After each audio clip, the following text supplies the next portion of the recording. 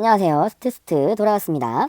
지난번에 잠깐 얘기한 이 평형에 대한 얘기를 하고 그 다음에 평형이 안정적일 수 있느냐 불안정하냐에서 안정성에 대해서 얘기해 보겠습니다. 자, 평형은 정적 평형과 동적 평형이 있다고 했죠. 그런데 둘 다 상관없이 운동량이 상수 일정하 가운동량이 일정하면 뭐다? 평형이다. 그런데 둘 다 0이면 정적 평형이고 둘 중에 하나라도 0이 아니면 동적 평형이다 이야기를 했죠. 그러면 P가 상수다라는 얘기는 시간에 따라 변하지 않으니까, 즉 이게 힘이니까 알짜 힘이 0이다. 그 다음 L이 0이다 라고 하는 건 L의 변화량이 0이니까 알짜 토크가 0이다 이런 얘기를 했습니다. 상수이냐 0이냐, 이게 P가 상수냐 변화량이 P가 0이냐 변화량이 0이냐, 힘이 0이냐, 가운동량이 0이냐, 가운동량 변화량이 0이냐, 토크가 0이냐, 요거 구분 잘 해주셔야 됩니다. 그래서 이런 예시를 살펴봤는데, 이 질량 중심이 바닥과 바닥에 딛고 있는 요 받침대의 범위 안에 질량 중심이 있어야 된다 이런 얘기를 얼핏 이런 얘기를 했습니다. 그 얘기를 할 때 우리 무게중심이라는 개념이 있어야 돼요. 그래서 무게중심, 일상생활에서는 무게중심을 많이 이야기하죠. 그런데 우리 과학, 회전 이런 얘기할 때는 질량 중심을 그동안 더 많이 다뤄왔을 겁니다. 모든 점에 질량이 그 한 점에 모여있다고 봐도 되는 그런 질량의 중심, 센터 오브 매스, 이걸 질량 중심이라고 한다고 했습니다. 회전에 대한 얘기할 때. 그러면 무게중심은 뭐냐? 모든 무게가 그 점에 모여있다고 봐도 되는 그런 점이겠죠. 그러면 질량하고 무게의 차이가 뭐예요? 아하, 무게는 질량 곱하기 중력 가속도다. 그렇죠? 그래서 G라는 것이 뭔가 영향을 줄 수 있겠구나 생각할 수 있습니다. 그런데 이 모든 점의 중력 가속도 G가 모든 점에서 같다면, 즉 얘네들이 합이었잖아요. 질량 중심은 이렇게 XI. 그래서 G가 어떻게 없어질 것 같다 이런 생각이 좀 들 수 있을 텐데, 어쨌든 모든 부분의 중력 가속도가 같으면 질량 중심, 무게 중심은 같다라고 이야기하고 있어요. 지금 그걸 식으로 조금 더 보겠습니다. 왼쪽이 질량 중심이에요. 각 질점들의 질량의 합 분의 각 질점의 질량 곱하기 x좌표 더하기 질량 x좌표, 질량 x좌표. 요게 뭐야? 질량 중심의 좌표였습니다. 그럼 밑에 있는 녀석을 다 합쳐보면 뭐가 돼? 라지 M 전체 질량이 되겠고, 분의 시그마 mi xi 질점 1의 질량 곱하기 질점 1의 위치, 이런 식으로 합 나타내면 질량 중심이었다. 무게 중심은 각 질점의 질량 곱하기 좌표가 끝이 아니라 뭐야? 중력 가속도도 곱합니다. 왜? 질량의 중력 가속도 곱한 게 무게니까요. 이거 오타인데, 여기에 전부 다 질점마다의 중력 가속도가 정해져 있겠죠. 쭉 나타낼 수 있겠습니다. 그런데 만약 GI, 임의의 점의 중력 가속도가 무게 중심에 작용하는 중력 가속도, 그리고 각 질점에 작용하는 중력 가속도, 네. 자, 각 질점에 작용하는 중력 가속도와 무게 중심의 중력 가속도가 어떤 G라는 하나의 값, 동일한 값이라고 하면 모든 점에서입니다. 그러면 G는 전부 상쇄되겠죠. 그래서 뭐가 남아요? 질량 중심과 똑같은 식이 남습니다. 그런데 이 G가 하나라도 다르면, 다 똑같고 하나라도 다르면 약분이 안 되죠. 그래서 질량 중심과 무게 중심은 달라진다라는 얘기입니다. 일상적으로는 질량 중심과 무게 중심을 같다고 취급해요. 왜? 우리는 표면에 있는 물체가 질점에 따라서 중력 가속도가 다르다고 인지하지 못하잖아요. 그렇죠. 머리 끝의 중력 가속도와 발끝의 중력 가속도가 다르다고 하면 우리는 좀 힘들 거야. 지금 우리 몸이라면. 근데 지금 거의 차이를 못 느끼잖아요. 그래서 같다라고 취급하면 무게 중심 이퀄 센터 오브 매스다. 우리 닷컴 있죠? 네이버 닷컴, 삐리리닷컴 이런 거. 요게 바로 센터 오브 매스예요. 그 의미가. 잘 기억해 두세요. 그래서 질량 중심, 무게 중심이 언제 같다. 근데 우리가 지금 이 평형을 이야기할 때는 질량 중심의 개념이어야 돼요? 무게 중심의 개념이어야 돼요? 답 듣기 전에 한번 생각을 좀 해보시고, 정지. 뭐겠습니까? 실제 얘네한테 작용하는 힘을 가지고 토크를 계산해가지고 해야 되니까 뭐예요? 그렇죠. 후자일 겁니다. 무게중심. 그럼 이 녀석은 지금 안정적으로, 평형을 유지하고 있는데 얘가 안정적이냐 불안정하냐 이걸 얘기하려고 하는 거예요. 그러면 얘를 오른쪽에서 왼쪽으로 톡 쳤습니다. 변형을 살짝 했더니 얘가 원래대로 돌아가게 하는 방향으로 토크가 작용해. 그럼 어떻게 돼요? 원래대로 돌아가죠. 지나쳤어요. 그래도 다시 원래대로 돌아가려는 쪽으로 토크가 작용한다. 알짜 토크가. 그럼 어떻게 돼? 얘는 계속 원래 자리로 돌아가려고 하겠죠. 안정적이죠? 이 상황을 유지하는 게. 그래서 이럴 때 안정평형이다 라고 얘기하고, 톡 쳤는데 얘가 평형이 깨지는 걸 더 강화하는 쪽으로 토크가 작용해. 그럼 어때? 왼쪽으로 확 더 뒤집어 버리는 상황이 되겠죠. 그럼 어떻게 돼? 얘는 이 평형은 조금만 깨져도 불안정하다. 조금만 깨져도 이 평형이 완전히 깨져버린다. 그래서 불안정하다. 불안정 평형이라고 합니다. 그래서 안정성을 얘기할 때 안정과 불안정 평형을 이야기해요. 노래 하나 듣고 가실게요. 계란 속을 빼낸 다음 속이 빈 계란을 넘어뜨려보면 그냥 툭 쓰러져 버려요. 하지만 모래와 양초 녹인물을 넣어서 아래쪽을 무겁게 만들면 넘어져도 오뜨오뜨 오뜨기가 됐어요. 바닥이 둥근 벽을 세울 수 있을까요? 아래쪽에 무거운 것이 들어있으면 흔들흔들 흔들리다 일어서죠. 무거운 쪽이 아래로 내려가려는 힘 때문이에요. 둥근 바퀴는 비탈길에서 뚜루루 굴러내려와요.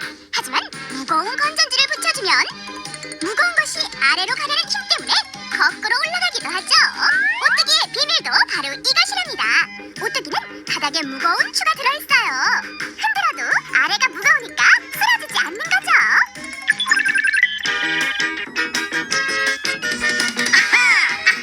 그거야 막기야 쏙쏙 오뚜기 쓰러져도 일어나요. 무거운 쪽 아래로 돌아가요. 기우뚱 쓰러져도 오뚝오뚝오뚝 일어나요. 그래 그거야 막기야 쏙쏙.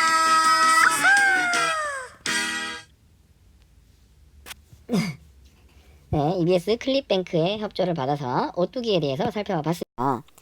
오뚜기는 왜 이래? 오뚜기는 대표적으로 안정평형인 물체죠. 그죠? 도구죠. 얘가 평형을 깨트려요. 똑바로 서 있다가. 그럼 다시 원래대로 돌아간단 말이에요. 흔들흔들 하다가 결국은 다시 원래처럼 똑바로 섭니다. 얘는 어떻게 안정적일 수 있겠냐.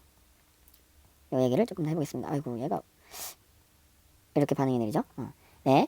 안정평형과 불안정평형인데 이걸 우리 포텐셜 에너지 그래프 관점으로 한번 보겠습니다. 우리가 요점에 있어요. x, c 값인 상황이 있다라고 해봅시다. 그러면 이때 얘는 어느 쪽으로 이 변이 값이 나타나게 될까요? 왼쪽일까 오른쪽일까? 네, 포텐셜 에너지가 작아지는 쪽으로 힘을 받죠. 그죠? 그래서 x가 커지는 방향 쪽으로 힘을 받고 실제로 이 개의 상황은 그쪽으로 흘러가게 될 겁니다. 왜 그러냐고요? 생각해 보세요. 우리 포텐셜 에너지의 미분 값에 마이너스를 붙인 게 도대체 어떤 것이냐 라고 보면, 그럼 여기서 지금 기울기가 마이너스죠? 포텐셜 에너지의 기울기가 마이너스에 또 마이너스를 붙이면 플러스가 되잖아요. 즉 플러스 쪽으로 뭔가 힘이 작용한다는 얘기입니다. 이게 무슨 얘기냐고요? 앞에 한번 보시면 되겠습니다. 포텐셜 에너지의 미분 값에다가 마이너스를 곱한 게 무슨 의미일까 한번 생각해 보시면 될 것 같습니다. 그러면 x가 커지는 방향 쪽으로 갈 거란 말이죠. 그래프상에 이건 실제 굴곡이 있는 건 아니니까 여기다가 표시하지 않겠습니다. 여기 x 값이 커지는 방향 쪽으로 가요. 근데 만약에 x 제로에 있었다. 그러면 어떻게 돼? 얘는 안정적이겠지. 왜? 기울기 값이 0이니까 힘이 0이잖아요. 그죠? 그러면 안정적인데 얘를 오른쪽으로 쭉 좀 변이로 크게 만들었습니다. 그럼 어떻게 돼? 이 우물 쪽으로 아래로 볼록한 오목한 우물의 바닥 쪽으로 가겠죠? 이렇게. 왜? 기울기가 플러스니까 힘은 마이너스 쪽으로 작용하잖아. 그죠? x를 작게 하는 쪽으로. 또 지나친다면 다시 크게 하는 쪽, 기울기가 마이너스니까 그렇게 돌아가는 거예요. 그죠? 그래서 얘는 이 점은 평형점인데 변형을 시켜도 다시 원래대로 돌아가려는 상황이 되기 때문에 안정적인 평형점입니다.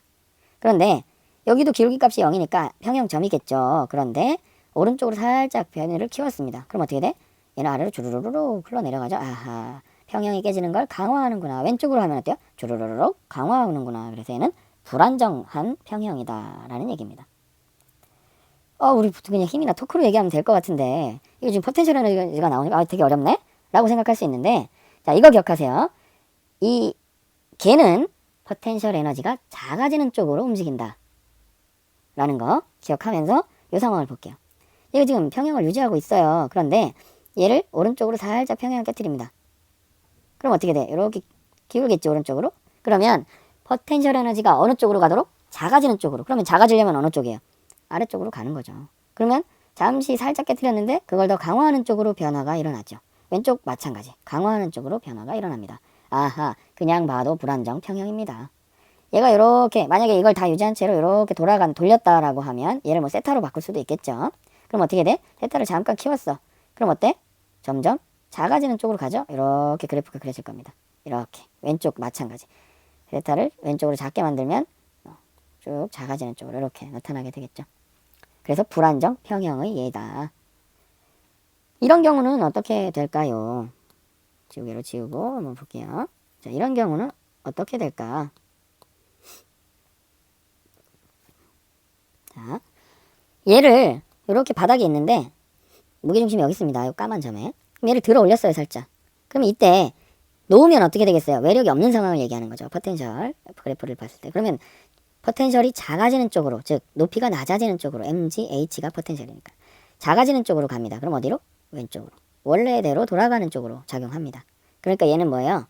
원래대로 돌리려는 쪽으로 힘이 작용하니까, 토크가 작용하니까, 혹은 포텐셜 에너지가 작은 쪽이라는 건 다시 원래대로 돌아가는 쪽이니까 어떻다? 아하, 안정 평형이구나. 그런데 오른쪽 경우를 보면 어떻게 되겠어요? 여기서 안정 평형을 이룬다는 얘기는 높이가 낮아지는 쪽으로 간다는 얘기예요. 이게 포텐셜 에너지니까 낮아지는 쪽 어디로? 이쪽으로 가는 거예요. 그죠? 왼쪽으로 가려면 원래대로 돌아가려면 어떻게 돼야 돼? 이게 더 커져야 되거든요. 높이가 높아져 있는 쪽으로 가는 거예요. 그죠? 그러니까 어떻게? 뭐야 이거? 여기 뭐야? 평형이 깨지는 쪽으로 간다. 불안정 평형입니다. 지금 높이가 최대인 상황이 언제예요? 최대인 상황이 아이고 너무 많이 갔네. 최대인 상황은 이 뭐예요? 지금 바보니? 그쵸. 최대인 상황은 이 무게 중심이 랑 요 오른쪽 끝 회전축이겠죠. 회전축과 지면이 수직을 이루는 요 상황이 됐을 때가 최대 높이겠죠. 그죠? 이걸 반지름이라고 봤을 때, 이걸 반지름이라고 봤을 때, 얘 이 점을 회전축으로 하니까 요걸 요렇게 가면 얘가 수직인 경우가 최대 높이겠죠. 거길 넘어가면 이게 지금 넘어간 상황이잖아요. 그러면 어떻게 된다? 깨지는 쪽으로 간다. 왜? 포텐셜 에너지가 작아지는 쪽, 즉 높이가 낮아지는 쪽으로 가야 되니까 무게중심이 깨지는 거예요. 불안정 평형입니다. 이걸 힘으로 봐도 어때요? 이쪽으로 넘어지는 쪽으로, 얘는 원래대로 돌아가는 쪽으로 토크가 작용한다는 거는 조금 생각해 보시면 아실 수 있을 겁니다. 마찬가지예요. 포텐셜 에너지가 작아지는 쪽, 내려가는 쪽이에요. 낮아지는 쪽. 그럼 무조건 여기로 돌아가도록 하고 있습니다. 포텐셜 우물도 이런 식으로 우물이 그려지겠죠. 그래프도. 그 다음 무력 마찬가지입니다. 무게중심이 작아지는 쪽으로, 낮아지는 쪽으로 갑니다. 그럼 얘는 일로 가고 싶어요. 그럼 어떻게 되는 거야? 원래대로 돌리는 쪽으로 작용을 하겠죠. 원래 이렇게 했을 때는 여기 있다가 왼쪽으로 기울이면 무력 작용점이 이동하고 무게중심이 작은 쪽으로 이렇게 이동하니까 원래대로 돌아갑니다. 이 배는 좀 잘 보기는 봐야 돼요. 무게중심이 위에 있냐 아래에 있냐 만으로 얘기하기는 조금 어렵고, 부력중심의 이동도 봐야 되고 무게중심의 작용도 봐야 되기는 합니다. 실제로 이렇게 안 가는 경우도 있겠죠. 배 모양에 따라서. 뭐 예를 들면 부력 이동점은 조금만 가고 무게중심이 가는 게 더 많으면 어때? 계속 이쪽으로 강화하는 쪽으로 작용할 테니까요. 잘 봐야 됩니다. 어쨌든 포텐셜 에너지가 작아지는 쪽, 중력 포텐셜이라면 무게중심의 높이가 낮아지는 쪽으로 걔가 이동을 하게 된다 라는 거. 그러려면 결국은 뭐예요? 요 받침점 안에, 받침점의 영역 내부에 무게중심이 있어야 돼요. 그렇겠죠? 그래서 결론 포텐셜 에너지가 작아지는 쪽으로, 그런 우물 바닥 쪽으로 걔가 이동을 한다. 이건 이제 에너지 관점으로 본 거고요. 힘으로 토크로 봤을 때는 평형을 깨뜨렸을 때 원래대로 돌아가는 쪽, 즉 복원 토크가 작용을 해야 원래대로 돌아가는 안정 평형이다. 그런데 그게 결국은 보면 지금 상황을 보아하니 이 받침점의 영역 안쪽에, 실제로 물체가 거기 있진 않아도 돼요. 받침점의 영역 안에 이 무게중심이 있으면 안정, 넘어가면 불안정 평형이다 이 얘기입니다. 그래서 요 상황에 있으면 안정평형, 요 상황에 있으면 안정평형, 요 상황에 있으면 불안정평형이다 라는 얘기죠.